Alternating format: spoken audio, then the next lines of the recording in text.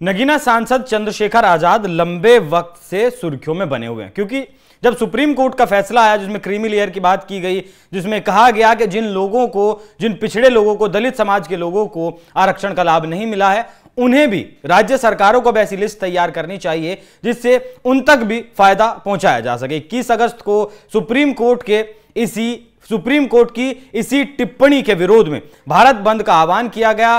भारत बंद हुआ भी। उत्तर प्रदेश, महाराष्ट्र, बिहार, तमाम राज्यों में भारत बंद का असर देखने को मिला, लेकिन उस तरीके से भारत बंद सफल नहीं हो पाया जिस तरीके से चंद्रशेखर आजाद करना चाहते थे। लेकिन अब चंद्रशेखर के आजाद के बोल एक बार फिर से बिगड़े हैं। सीधे संघ को, योगी आदित्यनाथ को, प्रधानमंत्री नरेंद्र मोदी को धमकी देते हुए लहजे में चंद्रशेखर आजाद की यह टिप्पणी आई। एक बार मैं आपको दिखाता हूं चंद्रशेखर आजाद ने एक टीवी इंटरव्यू में बात करते हुए क्या कुछ कहा।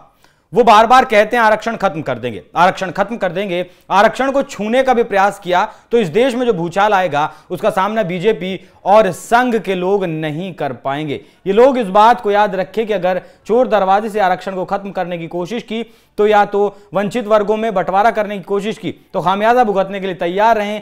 बीजेपी अगर दिन में तारे ना दिखा दें, अगर दिन में तारे ना दिखा दिए तो मेरा नाम चंद्रशेखर आजाद नहीं, इस बात को याद रखें। अब चंद्रशेखर आजाद योगी आदित्यनाथ को दिन में तारे दिखाने की बात कर रहे हैं, प्रधानमंत्री नरेंद्र मोदी को दिन में तारे दिखाने की बात कर रहे हैं, या फिर जिस सर्वोच्च अदालत ने, जिस सुप्रीम कोर्ट ने यह टिप्पणी की है उसे दिन में तारे दिखाने की वो बात कर रहे हैं। लेकिन चंद्रशेखर आजाद को यहां एक बात गौर से समझ लेनी चाहिए कि 33% महिलाओं को संसद में जो आरक्षण देने की बात कही है वो बीजेपी गवर्नमेंट ने कही है, और सुप्रीम कोर्ट ने आरक्षण पर, क्रीमी लेयर पर या फिर जिन जातियों के वर्गीकरण की जो बात कही है वो सुप्रीम कोर्ट का कोई फैसला नहीं है, सुप्रीम कोर्ट का आदेश नहीं है, वो सुप्रीम कोर्ट की टिप्पणी है कि राज्य सरकारें ऐसा भी कर सकती हैं जिससे जो पीड़ित समाज है, जो अभी भी दबा कुचला समाज है, उसे आरक्षण का लाभ मिल सके।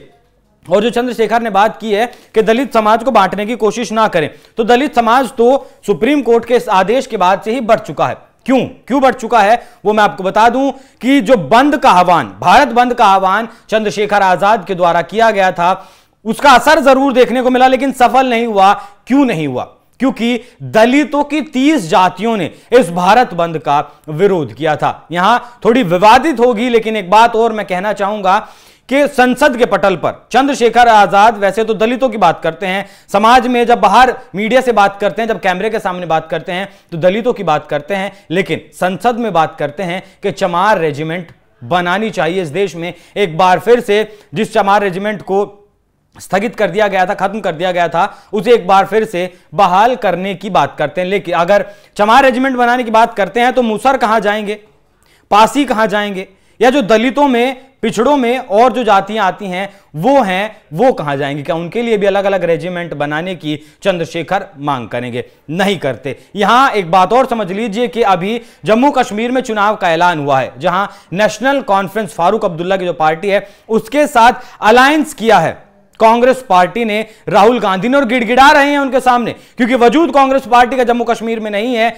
और इसी नेशनल कॉन्फ्रेंस के मैनिफेस्टो में 370 बहाल करने की बात है, 35 बहाल करने की बात है, पाकिस्तान के साथ ट्रेड, LOC ट्रेड मतलब व्यापार बढ़ाने की, व्यापार शुरू करने की बात है, और बात है आरक्षण विरोधी। जो हिंदू माइनॉरिटी वहां मौजूद हैं उनका आरक्षण खत्म करने की बात है, और जो पत्थरबाज, जो आतंकवादियों के परिवार हैं उन्हें आरक्षण देने की बात है। वो आतंकवादियों को, परिवारों को पोषण देने की बात करते हैं। लेकिन चंद्रशेखर आजाद दोगली राजनीति के चलते उन पर टिप्पणी नहीं करते। चंद्रशेखर आजाद अपने वोट बैंक की राजनीति के लिए दोगली राजनीति के चलते अयोध्या में जिस नाबालिग दलित बच्ची का गैंग रेप होता है उसकी बात नहीं करते, क्योंकि बच्ची दलित है, वो भी उनका वोट बैंक है, और जो आरोपी है वो मुसलमान है, वो भी उनका वोट बैंक है। तो इस तरह की राजनीति जब चंद्रशेखर आजाद करते हैं तो समझ आता है जनता अंधी नहीं है, गूंगी नहीं है, बहरी नहीं है, सब इस बात को समझते हैं और बखूबी